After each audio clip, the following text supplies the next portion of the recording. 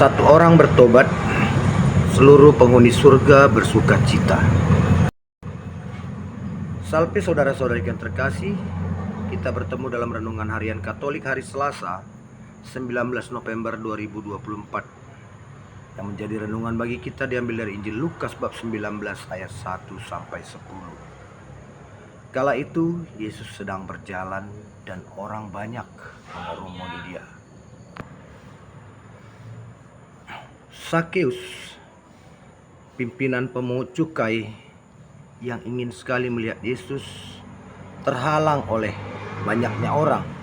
Lalu ia berinisiatif untuk lari ke depan, memanjat pohon arah di mana Yesus akan lewat agar ia dapat melihat Yesus.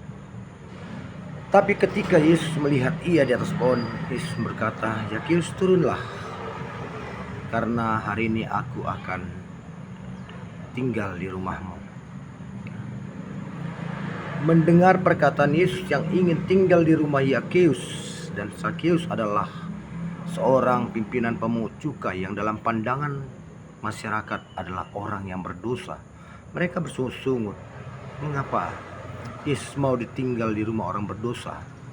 Apakah Yesus tidak tahu dia itu orang berdosa? Apa yang terjadi? Banyak asumsi-asumsi di tengah masyarakat tentang Yesus. Yang ada yang meragukan bahwa Yesus tidak tahu siapa Sakeus. Ada mungkin yang berprediksi Yesus ingin kerjasama dengan pendosa. Tapi pada dasarnya Yesus adalah datang untuk menyelamatkan semua anak-anak Abraham yang tersesat untuk kembali ke pangkuan Abraham.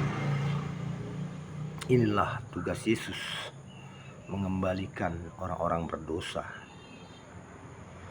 Nah, setelah mendapat peluang bahwa Yesus ingin menginap di rumahnya, Sakeus pun mempunyai tekad, melakukan satu tekad yang mengatakan setengah dari hartanya akan dibagikan kepada orang miskin.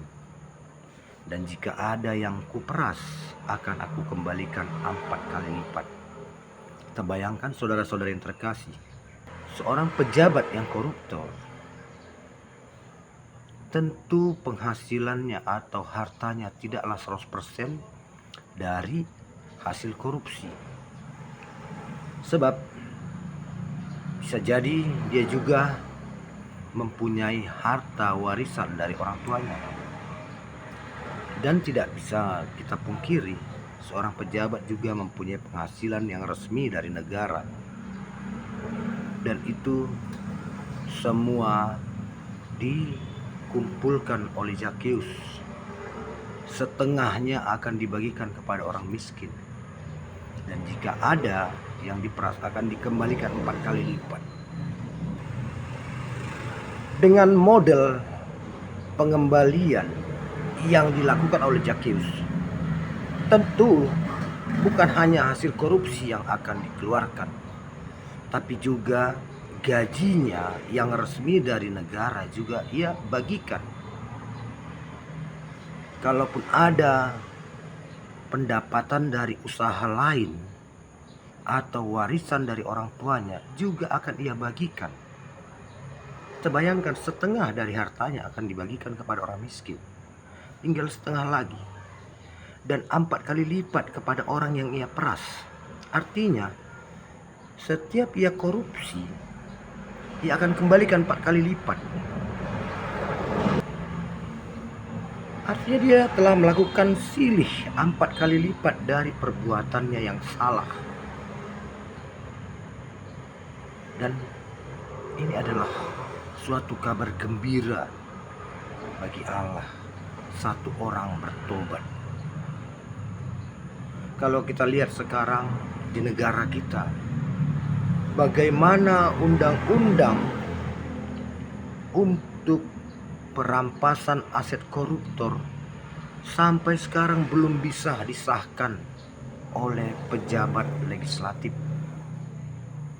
Bayangkan, bisa kita bayangkan, undang-undang perampasan aset koruptor Artinya perampasan uang-uang haram tidak bisa disahkan oleh lembaga legislatif sampai sekarang. Manakah lebih suci? Sikap yang tidak mau mensahkan undang-undang ini dengan Zakheus yang melakukan korupsi dan melakukan aksinya melepas semua aset yang ia korupsi, bahkan 4 kali lipat.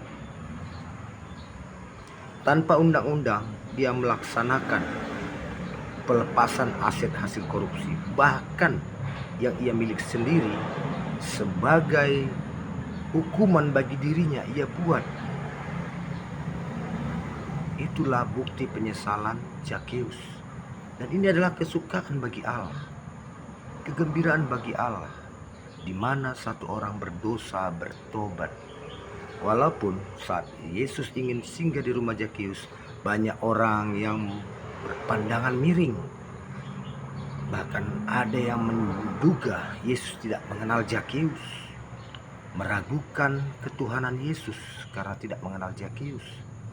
Ada juga yang menduga Yesus ingin bekerja sama dengan pendosa, seakan-akan Yesus ingin menikmati hasil korupsi. Tapi sesungguhnya dengan beraninya, dengan singgahnya Yesus di rumah Zakheus, terjadi pertobatan besar. Zakheus bertobat dan kembali kepada jalan kebenaran. Inilah inti dari usaha Yesus menyelamatkan setiap umat yang tersesat. Sebab satu orang bertobat, penghuni surga bersukacita. Kiranya dengan renungan hari ini kita juga menyadari bahwa Yesus juga singgah di hati kita dan mengajak kita untuk kembali kepadanya. Amin. Tuhan memberkati.